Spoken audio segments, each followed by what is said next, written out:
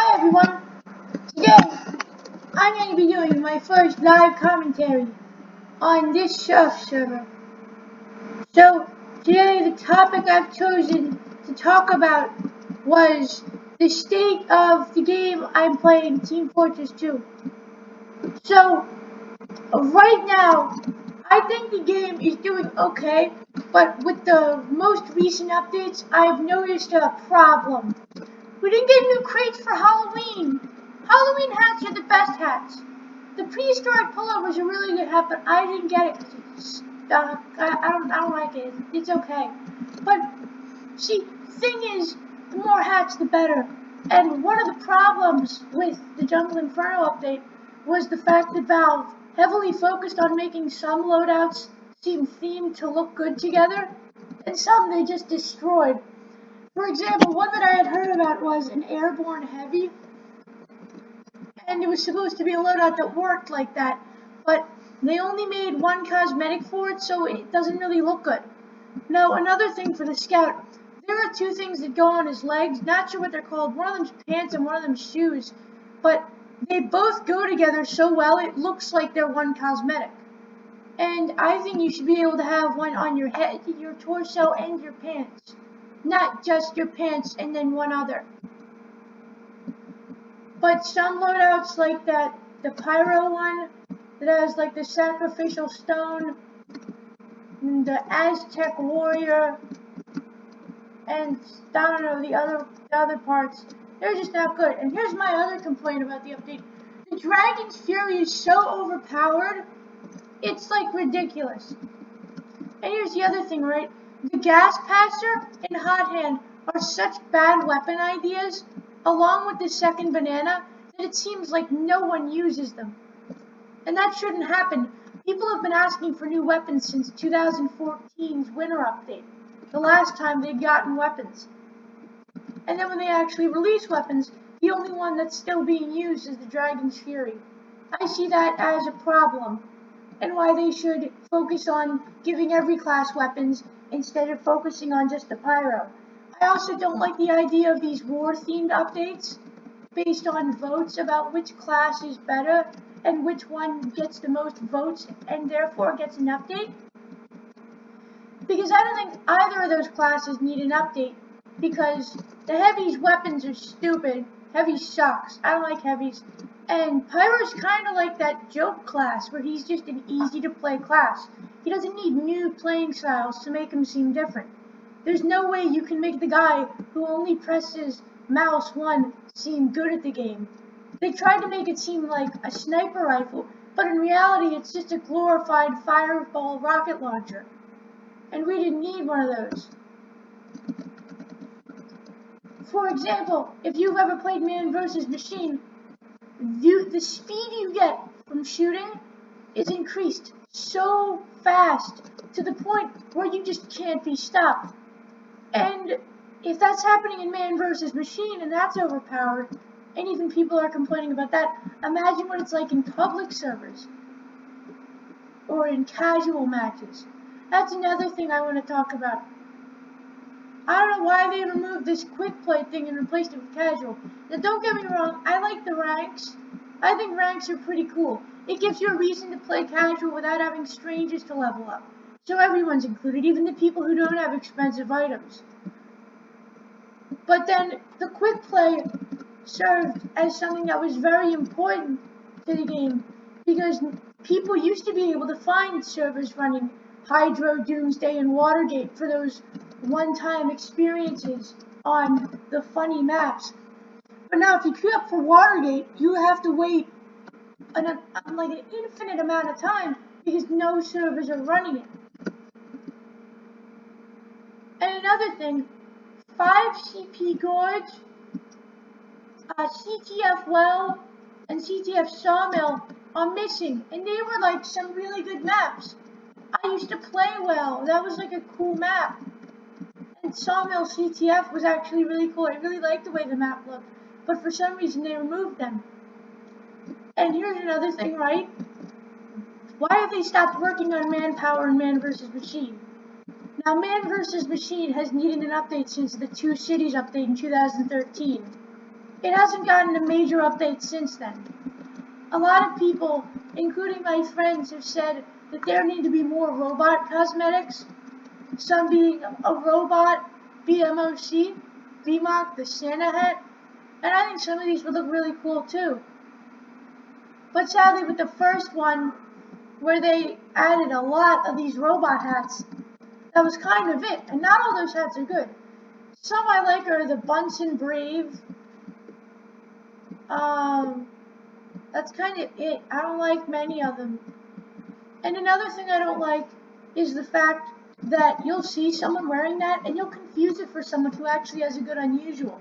For example, galvanized gibbous. If you see someone with unusual gibbous that is in galvanized robot form, you know it's good because they don't exist, so it's super rare to find one. But a galvanized gibbous sucks. They're like only okay. And here's another thing, right? Prices of these like good hats have just dropped. The Specialized used to be 7 refined.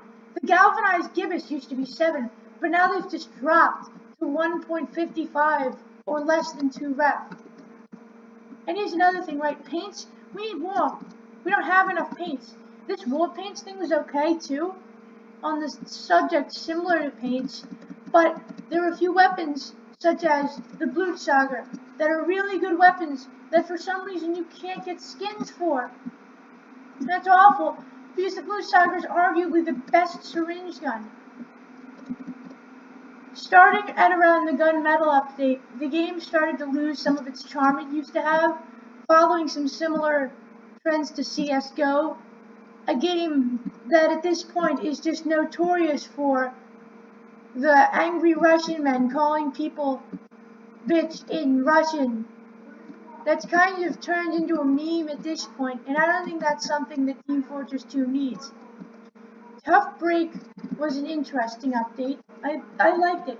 Now, I didn't play for a year after that as my computer had stopped working, but thankfully, nothing really important happened except for the new hats that came out.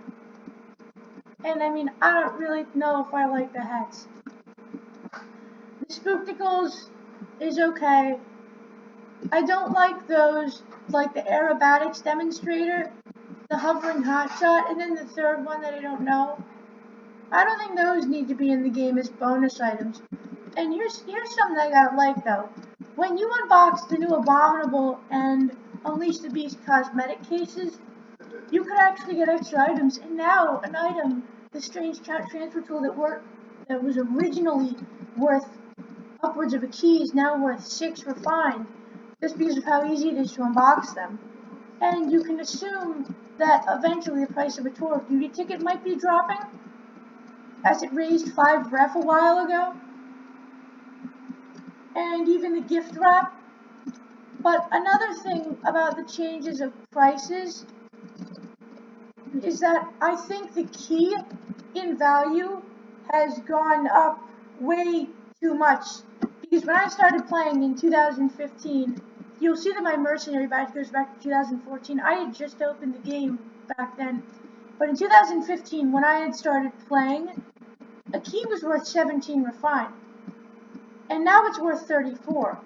So when the game was first, it was in its like early trading state. A refined metal was like 40 cents, and it takes 9 weapons to make a refined. 40 divided by 9 is like a lot, and that means weapons that are now worth 1 cent were originally worth more. And I think I heard this in another video, possibly by Pyro Joe, but backpacks full of unique weapons used to be worth a lot more. And there are a few more things I like about the game, such as how originally there were these buffs that you would get for wearing these hats, but the hats were like $5, so you were essentially paying for an unfair advantage. They changed that, and now every weapon in the game, except for like the expensive variants, are available for like less than 20 cents each. I mean, every stock weapon you already have, every skin and different version is already worth a lot too. But to end the video on a positive note, I think that Team Fortress 2 has kind of come back out of its regressed low state, and it's turned back into a better game with the release of the Pyro update. Even though it was kind of messy, the new source filmmaker was pretty good, and I like a lot of the new cosmetics. I think they're really cool. Some examples of this would be the Critical Quetzal, which is very expensive. Let's see. What else? Sharp chest paint. That looks okay, but it's not that good. There's some that I like. But overall, I think the update was okay. It brought the game out of a depressed kind of state, with the no new weapons for a few years kind of becoming a joke at the first update they didn't come out in. Now the weapon skins, I like how they turned that into war paints. I think we could have used some of these war paints, because a lot of people like the Crusader's crossbow, but you couldn't get skins of it. And some of the items are a little confusing to look at though, such as the Shahansha, Bizarre Bargain, and Brass Beast. Their images are shrunk down, and it almost looks like they're not in the game. They're like other weapons from different games, and I don't think it should look like that. So, to end off the video, we can see the Heavy. He's blocking the path. He just, go fuck yourself, Heavy. I'm going down. No, you can't go down. He was guarding it. Alright, anyway, I hope you guys enjoyed my first live commentary. Next video is going to be a backpack overview, and after that I'm going to do some more live commentaries on pubs. Bye!